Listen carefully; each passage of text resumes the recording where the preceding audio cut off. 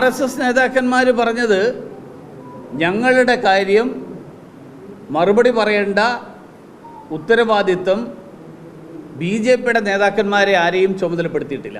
അതുകൊണ്ട് ഞങ്ങൾക്കെതിരായിട്ട് ഉയർന്നു വരുന്ന ആരോപണങ്ങൾ വേണ്ട സമയത്ത് ഞങ്ങൾ പ്രതികരിച്ചോളാം. അല്ല, അത് അവരാണല്ലോ പറയേണ്ടത്. ഞാനിപ്പോൾ പറഞ്ഞു കഴിഞ്ഞാൽ അവരുടെ വക്താവായിട്ട് ഞാൻ പറയലല്ലോ.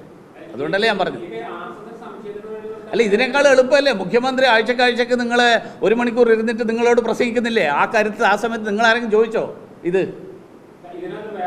അല്ല, ഞാൻ കേരളത്തിലെ മാധ്യമ പ്രവർത്തകർ മുഖ്യമന്ത്രി ഇടയ്ക്കിടയ്ക്ക് വൈകുന്നേരം 6 മണി മുതൽ 7 മണി വരെ ഒരു പ്രസംഗമുണ്ട്, ചിലപ്പോൾ 4 മണി മുതൽ 4:45 വരെ ഒരു പ്രസംഗമുണ്ട്. ആ പ്രസംഗം കഴിയുമ്പോൾ മുഖ്യമന്ത്രി ഈ ADGPയെ നിങ്ങൾ അയച്ചതാണോ എന്നൊരു വാക്ക് ചോദിച്ചൂടെ, ഒരു ചോദ്യം ചോദിച്ചൂടെ? അതെന്താ ചോദിക്കാത്ത? എളുപ്പം. ജനാധിപത്യ സംവിധാനത്തിൽ ജനങ്ങളുടെ ഭരണാധികാരിയായിട്ട് നിൽക്കുന്ന ആൾ, ജനങ്ങളോട് ഉത്തരം പറയാൻ ബാധ്യസ്ഥരായിട്ടുള്ള ആൾ, ആ ആൾ തന്നെ ഉത്തരം പറയുന്നില്ലെങ്കിൽ പിന്നെ നാഗ്പൂരിലിരിക്കുന്ന RSSൻ്റെ നേതാവിനെ പോയിട്ട് അന്വേഷിക്കണ്ടല്ലോ. ഇതിൽ വളരെ കൃത്യമായിട്ട് പറഞ്ഞിട്ടുള്ളത് എന്താ?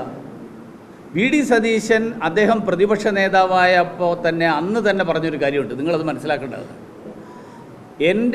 ഞാൻ പ്രതിപക്ഷ നേതാവ് എന്നുള്ള നിലയിൽ എൻ്റെ പ്രതിപക്ഷ നേതൃസ്ഥാനം ഇനി സഹകരണാത്മക പ്രതിപക്ഷമായിരിക്കും. ഇതേത് പശ്ചാത്തലത്തിലാണ് പറഞ്ഞത് നിങ്ങൾക്ക് ഓർമ്മയുണ്ടോ? 2021 തെരഞ്ഞെടുപ്പിൽ രമേശ് ചെന്നിത്തലയുടെ നേതൃത്വത്തിൽ സ്പ്രിംഗ്ലർ വിവാദം ഉൾപ്പെടെയുള്ള നിരവധി വിഷയങ്ങൾ, ആ വിഷയങ്ങൾ ഉന്നയിച്ച് രമേശ് ചെന്നിത്തല CPMനും പിണറായി വിജയനും എതിരായിട്ട് വലിയൊരു ഫൈറ്റ് നടത്താൻ അദ്ദേഹം ശ്രമിച്ചു. അത് കഴിഞ്ഞിട്ട് കോൺഗ്രസ് തെരഞ്ഞെടുപ്പിൽ പരാജയപ്പെട്ടു. അത് കഴിഞ്ഞപ്പോൾ VD സതീശൻ പുതിയ പ്രതിപക്ഷ നേതാവായി.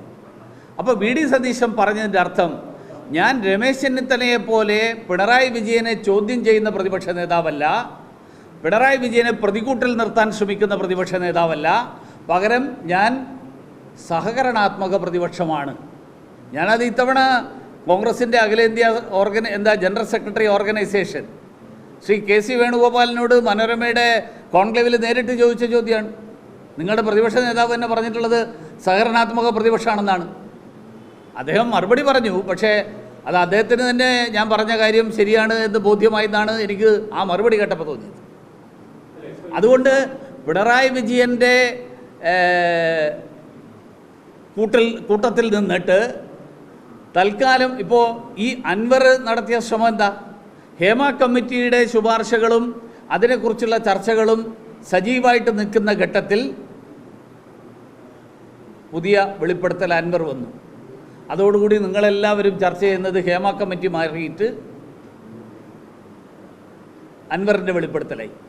അൻവറിൻ്റെ വെളിപ്പെടുത്തലിൽ കസ്റ്റഡി മരണം, തട്ടിക്കൊണ്ടുപോയി കൊലപ്പെടുത്തൽ, സ്വർണ്ണക്കടത്ത്, ഈ സ്വർണം പിടിക്കാനുള്ള ഒരധികാരവും കേരളത്തിലെ പോലീസിനില്ല.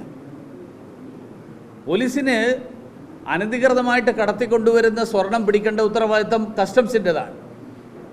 പോലീസ് ഓടിച്ചിട്ട് പിടിക്കുന്നു, എന്നിട്ട് പിടിച്ച ആൾക്കാരെ അനധികൃത കേന്ദ്രത്തിൽ കൊണ്ടുപോകുന്നു, അവിടെ വെച്ച് പീഡിപ്പിക്കുന്നു, അതിലൊരാൾ കൊല്ലപ്പെട്ടു. ഈ സംഭവങ്ങളൊക്കെ പുറത്തു വരുമ്പോൾ അതെല്ലാം മാറ്റി വെച്ചിട്ട് RSSുമായിട്ടുള്ള ചർച്ച എന്ന് പറയുന്ന ഒരു വിഷയം കൊണ്ടുവരുന്നത് തന്നെ യഥാർത്ഥ വിഷയത്തിൽ നിന്ന് ശ്രദ്ധ തിരിക്കല്. അത് പിണറായി വിജയനെ സഹായിക്കില്ല. പിണറായിക്കെതിരായിട്ടുള്ള ആരോപണങ്ങളിൽ നിന്ന് വഴിതിരിച്ചു വിടാൻ സതീശൻ ശ്രമിക്കുന്നു എന്ന് പറഞ്ഞാൽ 1-ാം പ്രതി പിണറായി, 2-ാം പ്രതി സതീശനാണെന്നല്ലേ പറഞ്ഞതിൻ്റെ അർത്ഥം? അത്ര നിങ്ങൾക്ക് മനസ്സിലാവില്ലേ? അല്ലെങ്കിൽ പിണറായി കുറ്റാരോപിതനായിട്ട് നിൽക്കുമ്പോൾ പിണറായിയെ രക്ഷപ്പെടുത്താൻ ഒരാൾ ശ്രമിക്കുന്നതിനെ തുറന്നു കാട്ടാൻ ശ്രമിക്കുമ്പോൾ, പിണറായിയെ കുറ്റവിമുക്തനാക്കിയിട്ടല്ല ഞാനത് ശ്രമിക്കുന്നത്, പിണറായി കുറ്റാരോപിതനാണ്, പിണറായിക്കെതിരായിട്ടാണ് ഇത് മുഴുവൻ സാഹചര്യങ്ങളും.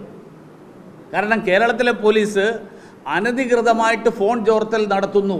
ഇപ്പോൾ ഒരു ചാനലിൽ പുറത്തുവിട്ട പറയുന്നത് സുജിത് ദാസിൻ്റെ നിർദ്ദേശപ്രകാരം ഒരു സൈബർ ഉദ്യോഗസ്ഥൻ വെളിപ്പെടുത്തിയെന്നാണ് പറയുന്നത് ഞാൻ ഫോൺ ചോർത്തിയെന്ന്. കാരണം ഫോൺ ചോർത്തൽ ഗുരുതരമായിട്ടുള്ള രാജ്യസുരക്ഷയെ ബാധിക്കുന്ന കുറ്റകൃത്യങ്ങൾ നടന്നു കഴിഞ്ഞാൽ കേന്ദ്ര ആഭ്യന്തര വകുപ്പിൻ്റെ നിർദ്ദേശപ്രകാരം മാത്രം നടത്താവുന്ന ഒരു അന്വേഷണത്തിൻ്റെ ഭാഗമാണ്. ആ അന്വേഷണം നടത്തുന്നതിന് പകരം, ആ രീതിയിൽ കാര്യങ്ങൾ പോകുന്നതിന് പകരം ഓരോ ഉദ്യോഗസ്ഥൻ അയാളുടെ സ്വന്തം നിലയിൽ ചോർത്തുന്നു.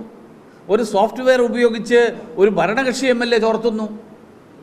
മുഖ്യമന്ത്രി ഇതുവരെ ഒന്നും ചെയ്തിട്ടില്ല.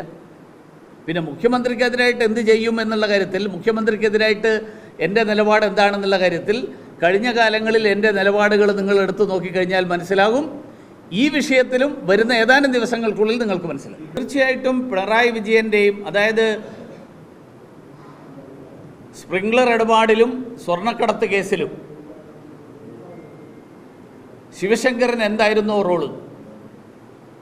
മുഖ്യമന്ത്രിയും മുഖ്യമന്ത്രിയുടെ കുടുംബവുമായും അവർ നടത്തുന്ന എല്ലാ അവിഹിത ഇടപാടുകളും, ആ ഇടപാടുകൾക്ക് ഒത്താശ ചെയ്തു കൊടുത്ത ആളായിരുന്നു ശിവശങ്കരൻ.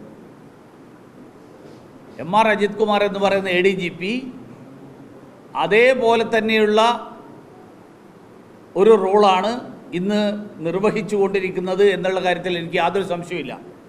അതുകൊണ്ടാണല്ലോ ഒരു ആത്മകഥ എഴുതാൻ അനുവാദം വാങ്ങിയില്ല എന്നുള്ള പേര് പറഞ്ഞ് ജേക്കബ് തോമസിനെ 2.5 കൊല്ലക്കാലമാണ് ഈ സർക്കാർ സസ്പെൻഡ് ചെയ്ത് നിർത്തിയത്.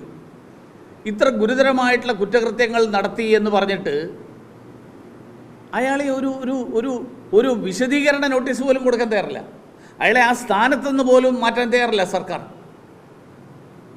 അതിനർത്ഥം പിണറായി വിജയൻ്റെ സംവിധാനങ്ങളിൽ, ആ സംവിധാനങ്ങളിൽ എന്താണോ നേരത്തെ ശിവശങ്കരൻ ചെയ്തിരുന്നത് അതും അതിനപ്പുറത്തുള്ള കാര്യങ്ങളും ചെയ്യുന്ന ഒരാളാണ് ഇപ്പോൾ MR അജിത് കുമാർ.